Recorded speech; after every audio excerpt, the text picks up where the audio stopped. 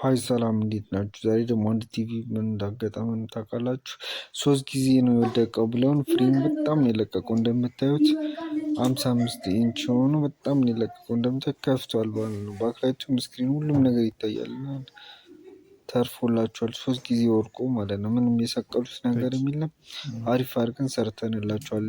አሁን እንደምታዩት ግላሱ ብቻ ነው የተጻፈው እና ተመሳሳይ ራሱን ቦዲ አግኝተን ተመሳሳይ ቦታ ላይ እንቀይረዋለን ማለት ነው። አሁን ባክላይቱን ቼክ እያደረግን ነው የምንቀይረው።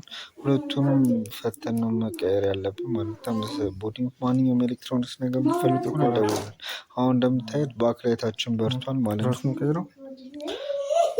አሁን ይህን እናጸዷለን ማለት ነው። በረሮ ምናምን ገብቶበት ነበር የራሱ ነው። ፈተነው ስክሪናችን እዛ ጋር እናቆማለን። በመቀጠል ሁለተኛ ቦዲያችን ደግሞ እዚህ ጋር ነው እና ሁለተኛ ቦዲያችንን እንደምታዩት እዚህ ጋር ተመሳሳይ ነው። ወረቀቶቹ እየወለወልን ነው ጽድት አድርገን ግላሱን ጉም እንዳይሰራ አድርገን አሪፍ አድርገን ሰርተንላቸዋል። ማንኛውም ኤሌክትሮኒክስ ነገር ከፈለጉ ይደውሉልን። ቴሌቪዥን፣ ሪሲቨር፣ ጂፓስ ማንኛውም ኤሌክትሮኒክስ ነገሮችን እንሰራለን። በመቀጠል ስክሪናችንን ሽፍት እናደርጋለን እንቀይራለን ማለት ነው። አሁን እንደምታዩት በጣም በጥንቃቄ ነው የሰራንላቸው እና ማንኛውም ኤሌክትሮኒክስ ነገር ከፈለጉ ይደውሉልን። መተን ቤቱ ድረስ እንጠግናለን። አሁን እንደምታዩት ፏ አድርገን ሰርተንላችኋል። 55 ኢንች ነው። ማንኛውም ኤሌክትሮኒክስ ጥገና ከፈለጉ ይደውሉልን። ቤቱ ድረስ መተን እንጠግናለን።